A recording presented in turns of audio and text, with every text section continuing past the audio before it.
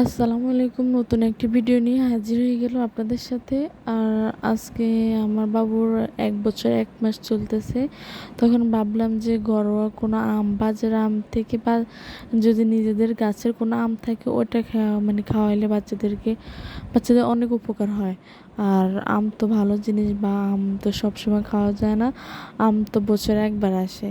তো আমার বাবুকে ব্লেন্ডার করে খাওয়াইতেছি। আপনারা চাইলে আপনাদের বাবুদেরকেও খাওয়াতে পারেন। আমার বাবু মাশাআল্লাহ ব্লেন্ডার করে দিলে, একটু জুস বানিয়ে দিলে তখন খায়। আম খাবে না কেন, তাকে জুস বানিয়ে খাওয়াতে হবে। তো চেষ্টা করবেন একটু হলেও খাওয়ানোর। বছরের ফল সবাই খায় বা সবাই খেতে চায় না। এই যে আলহামদুলিল্লাহ বাবুকে খাওয়াই এখন দুষ্টুমি করতেছে ২ ভাই মিলে। তো ভালো থাকবেন। আসসালামু আলাইকুম।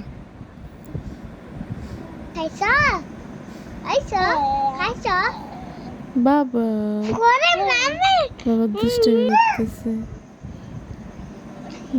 এই যে দুই ভাই থাকলে সুলতান অনেক ভালো হয়, অনেক উপকারও হয়। এই যে দুজনে মিলে দুষ্টুমি সুলতান করতেছে। এই একা থাকলে তো আর পারতো না। দুই ভাই ছিল বউ বলতে একটু দুষ্টুমি করতেছে। বউ তো ভালো থাকবেন। আল্লাহ হাফেজ।